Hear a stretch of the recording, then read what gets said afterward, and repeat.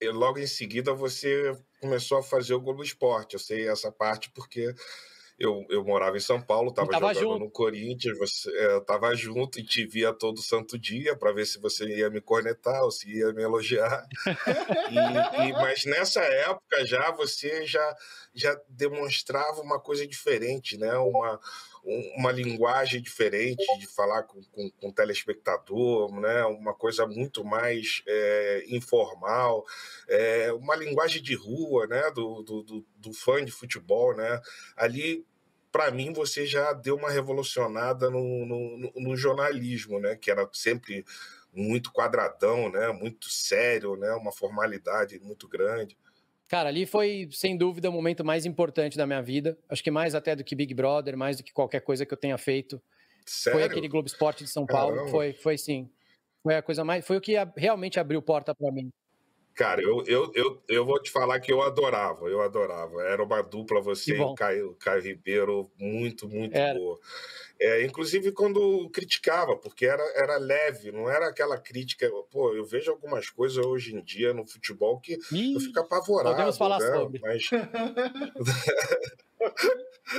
É o terror, né? pouquíssima responsabilidade, né? E ao mesmo tempo você Pouquíssima. passava, né, tinha um cuidado muito grande, né, na hora de criticar, tanto você como o Caio, né?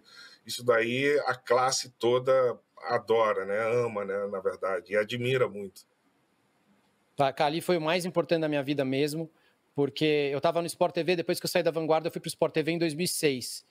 E foi muito difícil para mim, cara, muito, muito difícil.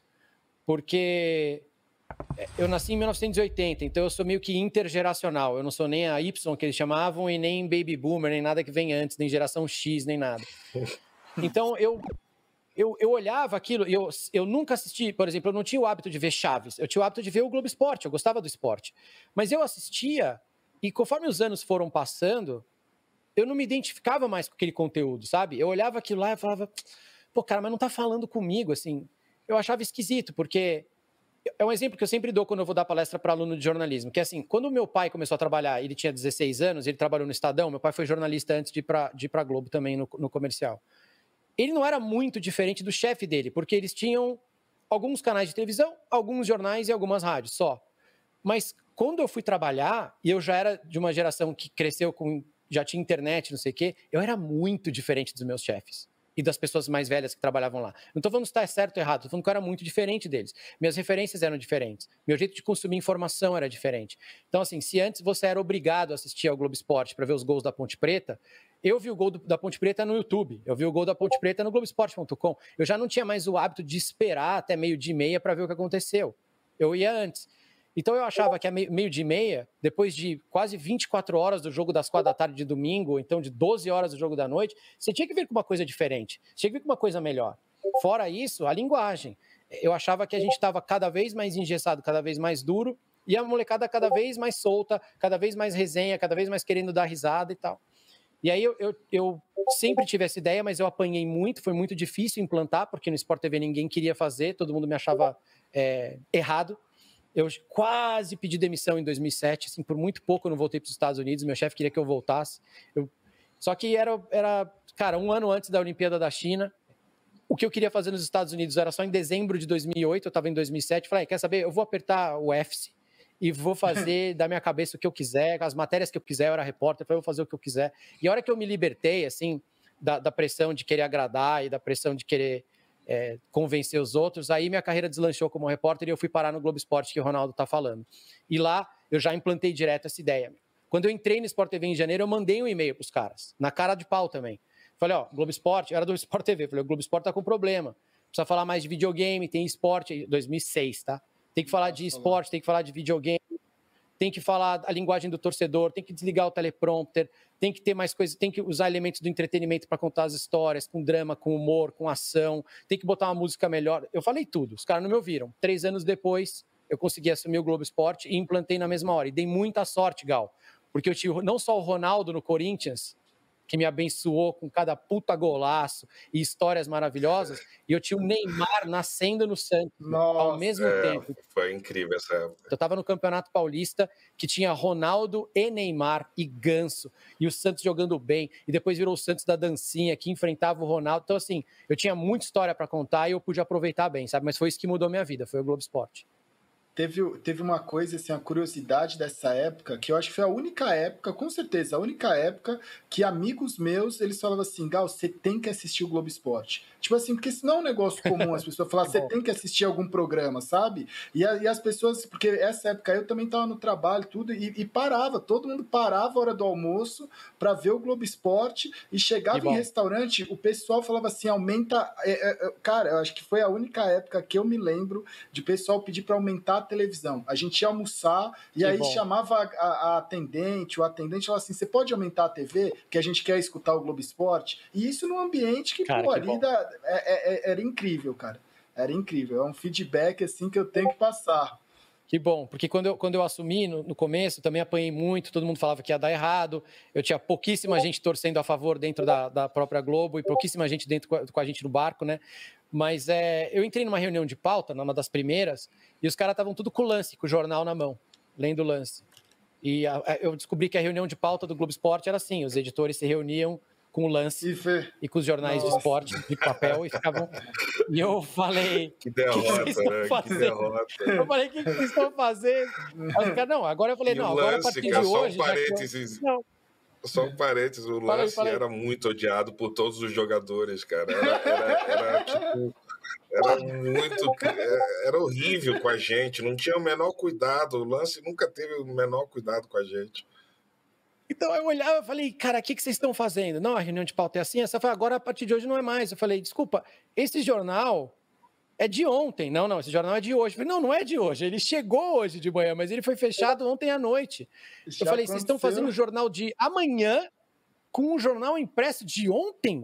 Eu falei, deixa eu explicar para vocês. O Globo Esporte que eu quero fazer é o Globo Esporte que vai pautar esse jornal. Esse jornal ele tem que me assistir para ver o que eu tô falando. Ele tem que olhar as nossas pautas e ficar com inveja das nossas pautas. Ele tem que seguir o que a gente está falando. A gente é que tem que pautar esses caras, não eles, a gente. Os caras, beleza. Falei, a partir de hoje está proibido. Aí cheguei para a secretária da redação e falei assim, isso é assinatura? Cancela essa assinatura, não é mais para ter jornal aqui nessa... Cancelei a assinatura, falei, não é para ler. Eu não deixava mais, eu vi alguém lendo e não tomar café da manhã com o jornal, eu falava, deixa o jornal aí, não é mais para ler essa porcaria, vamos pautar esse troço amanhã. E aí a gente começou a fazer desse jeito. E o que o Ronaldo estava falando de tratar bem, de criticar bem, isso é mérito do Caio. Foi o Caio que nos educou. O Caio que ensinou a gente. Falou, cara, tem que falar assim, tem que falar assado. E aí eu tinha a linha editorial de, por exemplo, se o cara saiu pra balada, encheu a cara, brigou, mas no dia seguinte de manhã ele estava no treino, não é meu problema. Agora, se ele encheu a cara, brigou, foi preso e não pôde jogar o jogo, aí interferiu na performance esportiva dele. Aí é uma notícia relevante. Aí vira notícia, exato. Porque senão virava fofoca, né? Mas se os caras faziam, vai jogar, caguei, cara. Porra, não vou falar... Neymar pegava o jatinho dele e ia no show da Cláudia Leite, mas ele voltou, ele treinou, 8 da manhã ele estava lá treinando, não é problema de ninguém, problema do Neymar.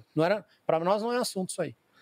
Não, o Caio realmente ele é sensacional e a gente conversou muito também durante muitos anos, a gente via também essa necessidade de ter uma voz realmente respeituosa com os jogadores, né? Afinal de contas, os jogadores nunca quiseram só elogios e carinhos e abraços. A crítica ela é muito válida, ela melhora o cara na vida dele, a evoluir, mas exatamente ninguém fazia isso com cuidado. O Caio e você fizeram isso com cuidado, com respeito, e a classe toda futebolística admira e agradece, porque isso daí teve uma repercussão dentro da classe dos jogadores muito grande, porque a gente sentia que podia realmente ter o espaço, ter o respeito da classe jornalística. Enquanto outros canais era porrada e falando bobagem, falando da vida pessoal e não sei o quê. A gente botava lá no Globo Esporte e via só a notícia realmente que importava, que interessava, a crítica com respeito. Isso daí fez muita diferença nessa minha última etapa de jogador. Cara, eu fico feliz de saber, viu? Fico feliz de saber e era uma preocupação nossa e de mudar isso também, de valorizar o atleta, valorizar o feito esportivo, valorizar o passe, a caneta, valorizar o que acontecia, assim, as arrancadas do Ronaldo, ultrapassando todo mundo, sabe? Nos clássicos, como ele valorizar isso, paga pau mesmo, fala, cara, olha que legal que a gente está vivenciando, sabe? Poder gostar, não tem problema nenhum de você achar legal e falar, pô, que bacana, porque os caras também se sentiam às vezes na obrigação de achar defeito, né? Então, eu lembro que eu assistia jogo, cara, às vezes ainda vejo, o Messi faz cada baita golaço, não sei o que, Neymar, aí os caras falam, mas a defesa, pô, para, claro que a defesa errou, beleza, mas olha o que o cara fez, comemora, não, mas a defesa, não, comemora o gol do cara, mano, pelo amor de Deus. Então a gente tinha uma agenda positiva, sabe, de curtir o esporte, de valorizar o feito esportivo, isso fez diferença. De parar, os caras entrevistavam muito dirigente, Gal. Os caras, você ia ligar no rádio, era só dirigente falando. Aí eu falava pra minha equipe, ela falava assim, tá bom, beleza, a Madonna vem pro Brasil fazer o show. Eles oferecem 2 entrevistas pra você. O empresário da Madonna ou a Madonna? Quem você prefere? Os caras, a Madonna. Eu falei, então por que eu tô entrevistando o dirigente, meu? Se eu posso entrevistar o Ronaldo ou o dirigente do Corinthians, é Ronaldo. Aí eu falava pra eles, é Star System, que eu aprendi uma vez numa aula lá, que é assim, um filme ruim com o Tom Cruise é sempre melhor do que um filme ruim sem o Tom Cruise, certo? Então os caras me ligavam do treino e falavam assim, pô, não tá acontecendo nada aqui. Eu falava, não tá acontecendo nada? Faz alguma coisa sobre o Neymar. Não tá acontecendo nada aqui no Corinthians. Não, fala do Ronaldo. Os caras, por quê? Porque ele é estrela, mano. É estrela. Se não tá acontecendo nada aí, me fala do Ronaldo, pô. E assim a gente foi fazendo o Globo Esporte.